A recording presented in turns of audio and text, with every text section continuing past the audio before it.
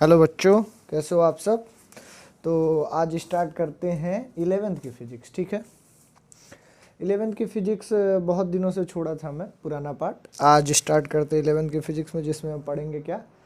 हम पढ़ चुके हैं, पहले ये बात कर लेते हैं। जो पहला चैप्टर है आपके एनसीईआरटी टेक्स्ट बुक का, वो है कि क्यों हम फिजिक्स पढ़ते हैं, फिजिक्स का मतलब क्या है। एक नया सब्जेक्ट की तरह जुड़ गया है, तो उसके बारे में बहुत सारी बातें बताई गई हैं। ठीक है, वो इम्पॉर्टेंट नहीं है, तो उसे हम नेग्लेक्ट करते हैं। यूनिट्स एंड डायमेंशन में कुछ चीज़ें थी जो मैंने बता दी थी कि हाँ, डायमेंशन ऐसे निकाला जाता है। फिर मैंने डिफरेंशिएशन पे बहुत ज़्यादा कॉशियस होके बहुत सारे टॉपिक्स बनाए। ठीक है, तो डिफरेंशिएशन के बारे में आपको आइडिया हो गया होगा। और फिजिक्स में जो होता है एटलीस्ट उतना तो मैंने बता ही दिया था। इंटीग्रेशन ऐसे ही मैंने ख़त्म कर लिया। अब आपको क्या पढ़ना है, अब आपको पढ़ना है काइनेमेटिक्स, जो आपका चैप्टर नंबर 3 है। असल में उसका नाम देखोगे तो कुछ लिखा होगा सर ये तो motion in a straight line है।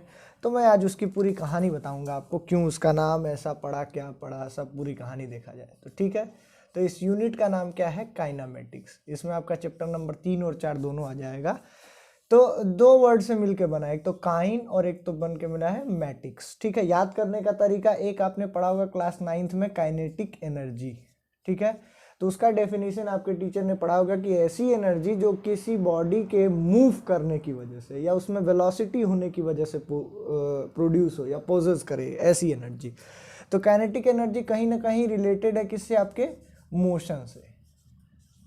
ठीक है, और जो मैटिक्स होता है तो एक आपका सब्जेक्ट होता है मैथमेटिक्स, यानी कि ये मैथ्स है। ठीक है, तो मोशन का मैथ यानी फिजिक्स में ऐसी क्वांटिटी जो मोशन में हो, उसके लिए जो मैथ की रिक्वायरमेंट होती है, इन दो चीज़ों से मिलके बना आपका क्या, काइनेमेटिक्स। ठीक है, तो ये काइनेमेटिक्स के बारे में है, यानी कि मोशन की मैथमेटिक्स है। इसमें पूरे चैप्टर नंबर 3, जिसका अब आप उसका नाम बताइए क्या है, motion in a straight line. ये आपके चैप्टर का नाम, motion in a straight line. ठीक है, या इसे दूसरे लैंग्वेज में बोला जाता है रेक्टिलिनियर मोशन। ठीक है, बहुत फिजिक्स के टर्म में या बहुत अच्छे टर्म में कहा जाएगा इसे रेक्टिलिनियर मोशन। ठीक है, या यही दो नाम, ये बहुत ज़्यादा फेमस नेम्स हैं, मोशन इन स्ट्रेट लाइन या one dimension motion, motion in 1D।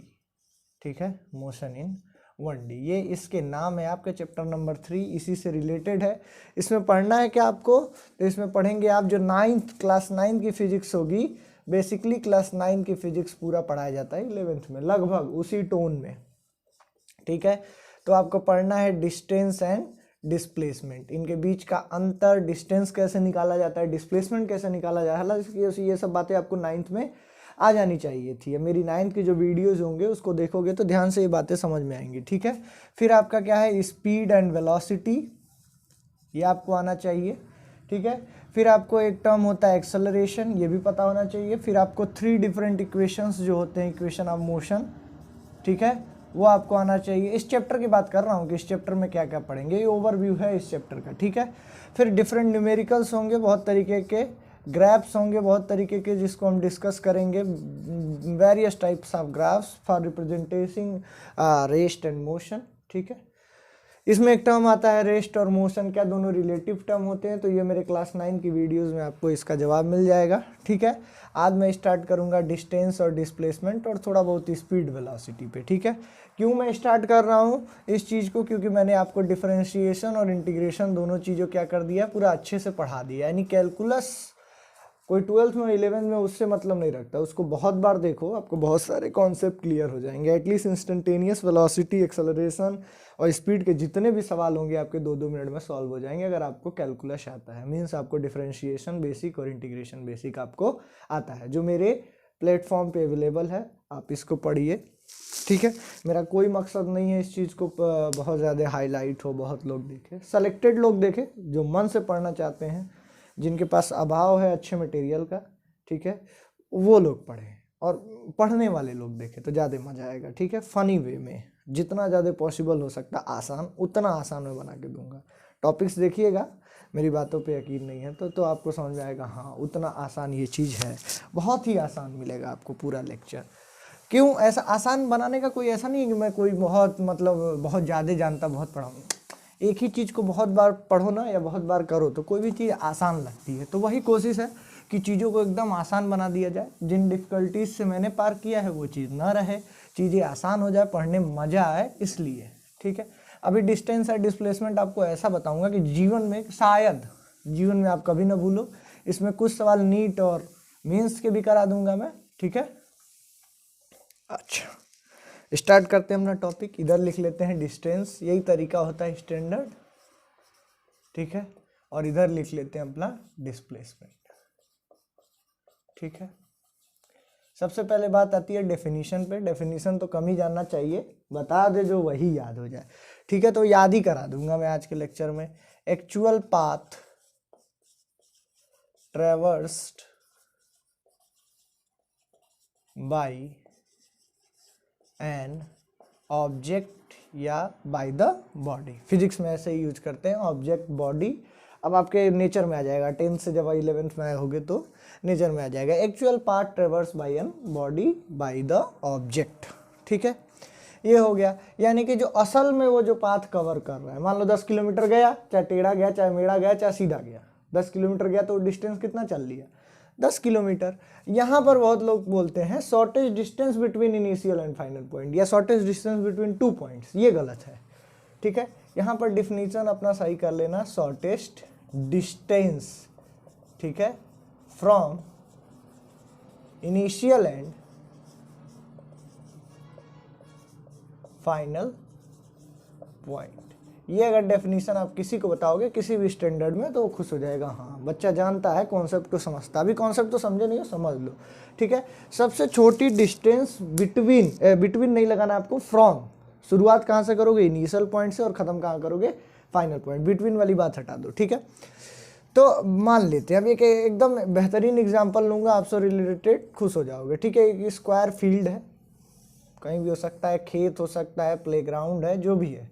Naming कर देते हैं ABCD। हमारा यहाँ पर कलाकार गोलू। ठीक है, ये गोलू है, मोटा लड़का। ठीक है, ये बहुत मोटू है। ठीक, और इसकी एक गर्लफ्रेंड है गोली। ठीक है, जो बहुत मोटी है। ठीक है, मान लो इसको इसके प्रपोज करने जाना हो। ठीक है, ये जा रहा है इसको प्रपोज करने, मोटू मोटी को प्रपोज करना चाहता है, या गोलू गोली को। ठीक है भाई, मेरा चैनल ऐसा नहीं करता है कि मतलब मोटे छोटे और ये सब नहीं, स्टीरियोटाइपिंग नहीं है, बस हंसी मजाक के लिए। ठीक है, तो A से C पे जाने का मेरा फाइनल एम कहाँ है, इस लड़के का या किसी लड़के का, किसी नायक का फाइनल एम कहाँ रहता है, किसी नायिका के पास या लड़की के पास चले जाना। तुम लोग भी तो इसी तलाश में रहते हो, 11-12 तक तो ये ढूंढते रहते हो कि यही है मेरी नायिका, उसी के लिए मरते जीते रहते हैं। ऐसा कुछ नहीं है, पढ़ लो, मजा आएगा। इसमें जितना मजा है कहीं नहीं है, कोई नायक नायिका में नहीं है। तो बेचारा हमारा गोलू चलता है, तो गोलू मान लो थोड़ा मंद बुद्धि का है बेचारा, तो चलता है A से B, फिर कहाँ चलता है, B से C। पहला रास्ता हो गया गोलू का कि A से B गया और फिर B से C तक चला गया गोलू। ठीक है, फिर गोलू का मन किया, मान लो ये पूरा स्क्वायर फील्ड कितने का है, 5 मीटर का है। ठीक है, तो चारों इतना तो जानते ही हो। फिर गोलू को मान लो नहीं समझ में आया, गोलू गया A से D, दूसरा रास्ता है, और D से C। फाइनल उसका एम कहाँ है, पहुँचना अपने गोली के पास है, लेकिन देखो कितने रास्ते बना सकता है। फिर गोलू को थोड़ी शरारत सूझी, गोलू ने कुछ इस तरीके का रास्ता अपनाया। अब तुम कहोगे सर सीधे सीधे चले जाना चाहिए था, शॉर्टकट था। अब भाई गोलू को संदेह था, पता नहीं मुझे एक्सेप्ट करेगी नहीं करेगी, बेचारा दुविधा में धीरे धीरे सोचते सोचते इधर उधर ऐसे आदमी, प्रेम में क्या होता है ना, दाएं बाएं चलने लगता है। तो प्रेम में बेचारा मती मारी गई थी, तो इधर उधर चल रहा है। ठीक है, ठीक। अब गोलू को फाइनली जब गोलू ने अपना हिम्मत इकट्ठा किया, इस तरह गया, किसी बार मान लो बोला नहीं, यहाँ जाके बेचारा भाग आ रहा था। ठीक है, किसी तरीके से उसने हिम्मत जुटाई और गोलू ने बोला इस बार डायरेक्ट बोलेंगे मतलब शॉर्टकट से जाएंगे। गोलू ने सीधे ये वाला रास्ता अपनाया। अब अगर कोई पूछे इतने सारे रास्तों में कौन डिस्टेंस है और कौन डिस्प्लेसमेंट है इस गोलू और गोली की प्रेम कहानी में, ठीक है, तो ये वाला जो है ए मतलब पहला रास्ता देखिए A to B, और B से फिर कहाँ चला गया C, यानी गोलू यहाँ है और कहाँ पहुँचना है, गोली के पास। यही कहानी में चल रहा है। दूसरे कहानी में बंदा A से स्टार्ट किया है D, और D से कहाँ गया है C। तीसरे कहानी में ये पहला कहानी है, दूसरा कहानी, ये तीसरा कहानी, ये स्ट्रेट लाइन वाली जो कहानी है वो चौथी कहानी है। ठीक है, तीसरे कहानी में A to C तो गया है लेकिन बड़ा तामझाम करके गया है, हिलते डुलते डरते गया है, ठीक है। चौथे कहानी में हमारे हीरो के पास बहुत हिम्मत आया, बोला सीधे जाके डायरेक्ट बोलेंगे तो डायरेक्ट गया है। अब देख के आपको नजर आ जाएगा इस कहानी में ये डिस्टेंस कितना चला है, पहले वाले में 5 + 5 10 मीटर का, ठीक है। दूसरे वाले कहानी में 5 + 5, और यहाँ पर तो गणितज्ञ कोई बहुत बड़े आ जाए तभी बता नहीं पाएंगे कि किस हिसाब से चला है ससुरा, इंची टेप ले जाके नापना पड़ेगा तब बता पाएंगे हाँ भाई गोलू इतना चला है। तो मान लेते हैं टेढ़ा मेढ़ा चल के गोलू ने 20 मीटर चल लिया है, ठीक है। A to C जो है ये क्या है, आपका डायगोनल ऑफ स्क्वायर है। क्या है, डायगोनल ऑफ स्क्वायर है। ध्यान से देखेंगे तो डायगोनल ऑफ स्क्वायर है, यानी गोलू ने गोली के पास अपनी प्रेम कहानी बताने के लिए कौन सा रास्ता लिया, सीधा सीधा एकदम डायरेक्ट रास्ता। तो इसका निकालने का अब स्क्वायर का तो आपको तरीका आता ही है, ये देखोगे ध्यान से तो एक राइट एंगल ट्रायंगल है, ये 5 मीटर है, ये भी 5 मीटर है, तो ये कितना हो जाएगा, परपेंडिकुलर का स्क्वायर प्लस बेस का स्क्वायर, यानी 5 का स्क्वायर प्लस 5 का स्क्वायर, यानी कि √50, ठीक है। √50 मीटर यहाँ पर चला है, और शायद यही सबसे शॉर्टेस्ट है, इन दोनों के प्रेम कहानी का रास्ता जो था यही सबसे शॉर्टेस्ट था। तो डिस्प्लेसमेंट A से C जाने के लिए, यानी गोलू से गोली के पास जाने के लिए सिर्फ एक है, एक ही रास्ता है उसके पास, शॉर्टेस्ट, सबसे नज़दीक वाला। बाकी सारे रास्ते बहुत सारे हैं, उसका मन करे तो ऐसे जाए फिर ऐसे जाए, कैसे भी जा सकता है, लेकिन जो सबसे शॉर्टेस्ट डिस्टेंस है उसको हम क्या बोलते हैं, डिस्प्लेसमेंट बोलते हैं। पूरे स्क्वायर में तुम्हें एक डायगोनल ही है जो मिलेगा डिस्प्लेसमेंट, बाकी कोई भी ज्योमेट्री फिगर एज्यूम करो, शॉर्टेस्ट डिस्टेंस खाली एक होगा, यानी डिस्प्लेसमेंट इसमें एक ही पॉसिबल है। और डिस्टेंस कितने पॉसिबल है, इनफाइनाइट नंबर ऑफ वेज है, ठीक है। अच्छा, रही बात ये डिस्टेंस कैसी क्वांटिटी होती है, स्केलर, और ये डिस्प्लेसमेंट कैसी क्वांटिटी होती है, वेक्टर।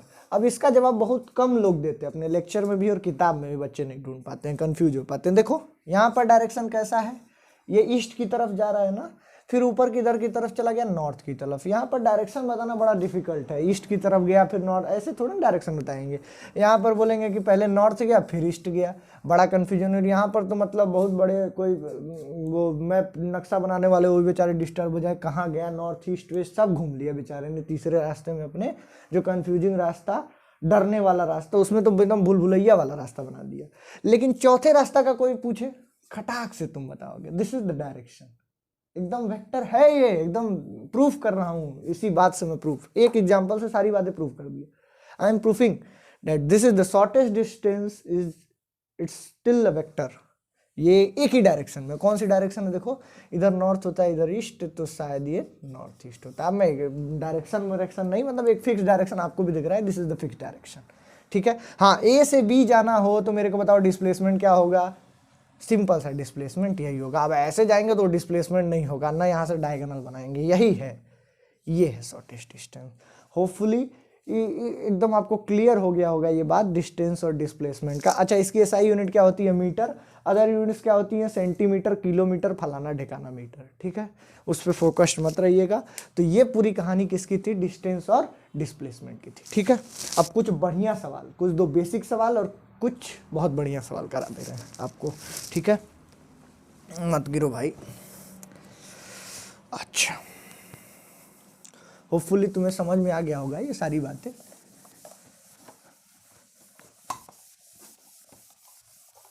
इसके बाद बढ़िया कुछ न्यूमेरिकल्स कराते हैं तुमको, ताकि ये सब चीजें क्लियर हो जाए एक बार में ही। क्या फायदा टॉपिक्स पढ़ के जब अच्छे लेवल के न्यूमेरिकल ना करो तो अफसोस होता है। अफसोस नहीं करना है, बहुत अच्छे अच्छे न्यूमेरिकल करना है, नीट लेवल तक के न्यूमेरिकल करो, ठीक है। अच्छा, अब स्टार्ट करते हैं आपका, हाँ, न्यूमेरिकल। मान लो कोई लड़का है, 3 किलोमीटर ईस्ट चला अपना गोलू, ठीक है, गोलू को ही चलवाते हैं, क्वेश्चन है ये। और फिर 3 किलोमीटर वेस्ट, 3 किलोमीटर ईस्ट जाके रिटर्न हो गया, return from it, and 3 kilometre west चला आया। अब इस केस में आपसे कोई पूछ दे कि भाई साहब डिस्टेंस और डिस्प्लेसमेंट हमको बताइए, ठीक है। तो डिस्टेंस तो आप कहोगे, चलिए साहब यहाँ से मान लीजिए अपनी जर्नी को स्टार्ट किया O, यहाँ पर गया 3 किलोमीटर हो गया, ये P पॉइंट है, और फिर यहीं से P से कहाँ चला आया, O पे। तो डिस्टेंस देखिए, डिस्टेंस ऐसा तो है नहीं खत्म हो गया, बेचारे ने मेहनत तो किया है, O से P गया और फिर कहाँ से आया, P से O आया। तो 3 किलोमीटर ये और प्लस 3 किलोमीटर ये, टोटल कितना चल दिया बंदे ने, गोलू ने 6 किलोमीटर। ठीक है, और डिस्प्लेसमेंट कोई आपसे पूछे तो बहुत आसान है बताना कि 3 किलोमीटर गया और फिर 3 किलोमीटर आ गया। तो टोटल डिस्प्लेसमेंट क्या हो गया, वेक्टर क्वांटिटी है तो जितना गया जितना आया तो कितना हो जाएगा, 0 किलोमीटर। ठीक है, ये एक छोटा सा डेरिवेशन था, क्वेश्चन था।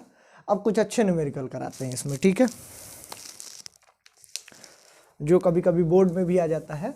बोर्ड मतलब कि जो आपका स्कूल में होता है, 11th में कौन सा बोर्ड होता है, अगर स्टैंडर्ड पेपर देने वाले रहें तो आपको ये सवाल नज़र आ सकते हैं, ये वाले तो नहीं, आगे जो है। ठीक है, एक सेमी सर्कल है। ठीक है, अगर आपसे पूछा जाए ये इसका सेंटर है, ये रेडियस r है। अगर आपसे पूछा जाए कि भाई हमको रेशियो बताइए, ratio between distance and displacement, अगर ये आपसे पूछ दिया जाए कि रेशियो बताइए हमको डिस्टेंस और डिस्प्लेसमेंट का, तो डिस्टेंस कितना चला है भाई साहब, मान लीजिए यहाँ से स्टार्ट किया जर्नी को, यहाँ पर ख़त्म किया, A से B। ठीक है, तो A से B का डिस्टेंस बताइए हमको कितना हो जाएगा, डिस्टेंस हो जाएगा सरकमफ्रेंस ऑफ सेमी सर्कल। ठीक है, तो कितना होता है पाई r। और अगर आपसे कोई डिस्प्लेसमेंट पूछे तो कितना कहोगे, डिस्प्लेसमेंट हो गया A से B जाने का आपका, ये r चलेगा A से O पर, फिर O से B पर जाएगा तो 2r हो जाएगा, यानी कि रेशियो कितना हो गया 2r बाई पाई r, यानी कितना हो गया 2 by pi. This is the ratio of distance और डिस्प्लेसमेंट। ठीक है, ठीक। अच्छा, अब एक अच्छे लेवल का न्यूमेरिकल उठाता हूं मैं। मान लो ये आपका एक सर्कल है। ठीक है, ये पॉइंट आपका O है। ठीक है, यहाँ पर A है और यहाँ पर B है। तो हमको शॉर्टेस्ट रास्ता बताना है A से B का, कि A से B का डिस्प्लेसमेंट क्या होगा, या शॉर्टेस्ट डिस्टेंस यानी कि डिस्प्लेसमेंट क्या होगा। तो मेरे ख्याल से यही है A से B का शॉर्टेस्ट रास्ता। ठीक है, इसकी वैल्यू आप कैसे निकालोगे। ठीक है, तो ये मान लो ज्वाइन कर दिया मैंने और यहाँ पर ये ज्वाइन कर दिया, दोनों के बीच एंगल मान लो कितना है, एंगल मान लेते हैं हम कितना है, 120 डिग्री मान लेते हैं। ठीक है, A और B के बीच का एंगल कितना है, 120 डिग्री है। तो अब इसको निकालने के लिए, यानी दोनों का डिस्प्लेसमेंट मान लेते हैं, S से डिनोट करते हैं। S की वैल्यू क्या होगी, अगर कोई पूछे आपसे तो आप कैसे बताओगे। ठीक है, तो इसके लिए बेसिकली मैंने वेक्टर्स पढ़ा दिए हैं, ध्यान देना पड़ेगा वेक्टर्स पढ़ाएं कि नहीं, अगर वेक्टर्स नहीं पढ़ाए तो पढ़ा देंगे। वेक्टर्स पढ़ा दिए मैंने, addition of vector, subtraction of vector, ये सब बातें हाँ बता दी हैं वेक्टर्स। तो वेक्टर में अगर आपको एडिशन और सब्ट्रैक्शन आता है तो ये सवाल आपके लिए हल हुआ है। अच्छा, इसका रेडियस कितना मान लेते हैं, r मान लेते हैं। ठीक है, जरा इस डायग्राम को देखिएगा, ये हमारा पॉइंट O है और ये A है, ये हमारा पॉइंट O है और ये B है, यही तो है, और एक ये बना है। ठीक है, जो आपने ज्वाइन कर दिया है। मान लेते हैं कि इसकी वैल्यू कितनी है, डिस्प्लेसमेंट S है, और ये वेक्टर क्या है r1 और ये वेक्टर क्या है r2। तुम बोलोगे सर दोनों बराबर है, r ले लो, डायरेक्शन अलग है इसलिए वेक्टर में कभी भी सेम नहीं लिखा जाता, अलग अलग रिप्रेजेंटेशन है। देखो, तो अगर आपको हेड टेल नियम याद हो सम ऑफ वेक्टर्स का, तो क्या कहा जाता है कि पहले वेक्टर के हेड से दूसरे वेक्टर का टेल मिलाओ। एकदम ध्यान से सुन लो, और नहीं देखे हो वेक्टर वाला तो पहले वेक्टर के हेड से दूसरे वाले वेक्टर का टेल जोड़ दो। और फाइनल वेक्टर के लिए क्या करो, पहले जो फाइनल वेक्टर के लिए जो फाइनल रिजल्टेंट वेक्टर है, तो पहले वाले के टेल से उसका टेल मिला दो और दूसरे वाले के हेड से उसका हेड मिला दो। ठीक है, तो यहाँ पर देखिए बन रहा है आपका r1 vector plus s vector is equal to r2 vector. ठीक हो रहा है। अच्छा, अब अगर s वेक्टर की वैल्यू निकालनी हो तो क्या करोगे आप, r2 vector minus r1 vector. ये तो रहा वेक्टर फॉर्म में, वेक्टर से तो मतलब है नहीं, हमें इसका मैग्नीट्यूड चाहिए कि इसकी वैल्यू कितनी है s की। तो देखो, अगर आपको याद होगा पैरेललोग्राम लॉ वेक्टर एडिशन, तो वहाँ आपके s की वैल्यू हो जाएगी under root r1 square plus r2 square plus 2r1 r2 plus, असल में नहीं होता है माइनस होता है, minus 2r1 r2 cos theta. दोनों के बीच जो एंगल बनेगा यानी ये थीटा वाला एंगल। ठीक है, तो अभी मान लेते हैं 120 भी ना मानो, इसे जनरलाइज कर देते हैं, इसे मान लो थीटा। अब इसका देखो s की वैल्यू कितनी आ गई, ऊपर लिख दे रहा हूँ, अंडर रूट r1 स्क्वायर मतलब r का स्क्वायर, r2 का स्क्वायर मतलब r का स्क्वायर minus 2rr into cos theta. तो ये कितना हो गया, under root 2r square minus 2r square cos theta. तो 2r स्क्वायर ब्रैकेट में under root 1 minus cos theta. तो ये कितना हो गया 2r स्क्वायर और 1 माइनस कॉस थीटा। ट्रिग्नोमेट्रिक फॉर्मूले का भी एक वीडियो भी देखिएगा, क्या हो जाता है 2 साइन स्क्वायर थीटा बाई 2, ठीक है। तो ये हो गया under root 4r square sine square theta by 2, यानी कितना आ गया 2r साइन थीटा बाई 2। यानी इसका आंसर अगर 120 डिग्री था तो कितना हो जाएगा बताओ मेरे को, 2r रेडियस और साइन 120 बटा 2, यानी कि 2r साइन 60 डिग्री, यानी 2r और साइन 60 डिग्री का वैल्यू रूट 3 बाई 2, 2 से 2 गया मर, अंडर रूट 3 इंटू आर, यानी डिस्प्लेसमेंट की वैल्यू कितनी आ गई, अंडर रूट 3 आर। बढ़िया सवाल था। तो आज इसी के साथ ख़त्म करते हैं इस कॉन्सेप्ट को, डिस्टेंस और डिस्प्लेसमेंट का, और फिर स्पीड एंड वेलोसिटी का नेक्स्ट लेक्चर का आप इंतज़ार करिएगा। होपफुली आपको समझ में आया होगा। Thank you so much.